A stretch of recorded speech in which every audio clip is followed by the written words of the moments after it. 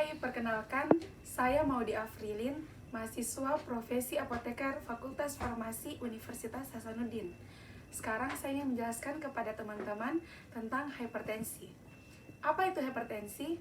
Hipertensi adalah suatu keadaan di mana tekanan darah sistolik lebih besar dari 140 mm Hg dan tekanan darah diastolik lebih besar dari 80 mm Hg. Untuk pengukurannya dilakukan 2 kali selama setiap 5 menit dalam waktu istirahat atau dalam waktu yang tenang. Apabila tekanan darah sistolik dan diastolik lebih kecil dari 120/80, maka seseorang akan dikatakan prehipotensi, atau kalau misalkan lebih di bawahnya disebut hipotensi. Dan apabila lebih besar dari 140/80, seseorang akan dikatakan hipertensi. Nah, apabila tekanan darah ini berlangsung terus-menerus, maka akan mengakibatkan penyakit yang komplikasi. Contohnya, gagal ginjal akut, jantung koroner, dan penyakit kolesterol maupun penyakit diabetes. Adapun gejala-gejala pada pasien hipertensi, ada orang tertentu yang bisa merasakannya, tapi ada orang tertentu juga yang tidak merasakan gejala tersebut. Nah, untuk orang yang tidak mengalami gejala tersebut, hal ini mengakibatkan hipertensi disebut sebagai silent killer. Silent killer itu adalah suatu penyakit yang tiba-tiba dapat membunuh manusia. Nah, untuk seseorang yang masih bisa mengalami gejala hipertensi, adapun gejalanya itu pertama, sakit kepala tiba-tiba, yang kedua, gangguan pada otak dan adanya kebingungan. Hal ini diakibatkan karena efek peningkatan tekanan darah yang terjadi pada sistem saraf pusat. Yang ketiga itu adalah mual, tetapi untuk orang-orang yang masih muda tidak terlalu spesifik, tetapi kalau untuk orang dewasa itu sangat mengganggu. Yang keempat itu adalah nyeri dada. Nah, tanda ini membuktikan bahwa pasien hipertensi sudah memiliki gejala komplikasi pada gagal jantung. Selanjutnya itu adalah gangguan penglihatan. Adapun faktor-faktor yang dapat menyebabkan terjadinya hipertensi ada 2. Yang pertama, faktor genetik, yaitu faktor yang tidak bisa diubah. Faktor ini terjadi pada seseorang yang ada riwayat hipertensi pada keluarganya, misalkan bawaan dari orang tua ataupun kerabat yang satu darah dengan orang tersebut. Yang kedua adalah faktor lingkungan. Faktor lingkungan ini dipengaruhi oleh yang pertama, makanan. Seseorang yang mengonsumsi makanan yang mengandung natrium yang berlebihan. Yang kedua, stres. Seseorang yang stres itu dapat memicu terjadinya peningkatan tekanan darah. Yang ketiga adalah orang yang merokok. Rokok itu mengandung bahan-bahan yang beracun yang dapat berakibat pada peningkatan tekanan darah. Yang keempat adalah minum minuman beralkohol. Yang kelima, kurang istirahat. Dan selanjutnya saya akan membahas tentang cara mengatasinya. Ada 2 hal yang dapat dilakukan untuk mengatasi ataupun untuk mengobati pasien yang hipertensi. Yang pertama adalah modifikasi gaya hidup, dan yang kedua adalah terapi obat. Yang pertama saya akan bahas tentang modifikasi gaya hidup. Yang pertama, untuk mencegah terjadinya peningkatan tekanan darah, seseorang harus pertama mengatur pola makan. Mengatur pola makan yaitu mengurangi makan makanan yang berlemak, mengurangi makan makanan yang mengandung natrium yang tinggi, dan mengonsumsi makanan yang mengandung serat, mengonsumsi sayur-sayuran dan buah-buahan. Yang kedua, melakukan olahraga atau melakukan aktivitas fisik, sebab seseorang yang melakukan olahraga akan membantu lemak-lemak yang ada dalam tubuhnya untuk bisa diubah menjadi energi dan mencegah terjadinya peningkatan lemak yang akan memicu terjadinya peningkatan tekanan darah. Yang ketiga itu adalah tidak merokok, karena seperti kita ketahui bersama bahwa rokok itu mengandung zat-zat yang beracun yang dapat mempengaruhi peningkatan tekanan darah. Yang kelima itu adalah berhenti meminum minuman yang beralkohol. Selanjutnya itu kita akan masuk ke dalam terapi obat hipertensi. Untuk terapinya itu kita perlu mengingat abjad A, B, C, dan D. Yang pertama saya akan membahas golongan ACI atau Angiotensin Converting Enzyme Inhibitor. Golongan obat ACI ini bekerja dengan cara menghambat pembentukan angiotensin 2 sehingga angiotensin 2 tidak terbentuk, yang akan mencegah angiotensin 2 akan berikatan dengan reseptornya. Nah, apabila angiotensin 2 tersebut berikatan dengan reseptornya, akan memicu terjadinya vasokonstriksi, sehingga obat-obat golongan ACI ini dia menghambat terbentuknya angiotensin 2.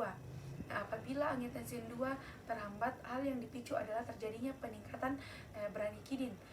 Apabila bradikinin meningkat, itu yang menyebabkan terjadinya batuk kering.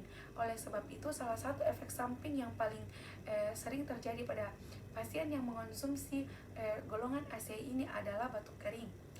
Untuk contoh-contoh obat golongan ACI adalah lisinopril, captopril, enalapril. Dan untuk penggunaan terapi ini, hal yang perlu dipantau adalah kadar kaliumnya, karena seseorang cenderung mengalami hiperkalemia. Yang kedua, perlu memantau blood urine nitrogen dan kreatininnya.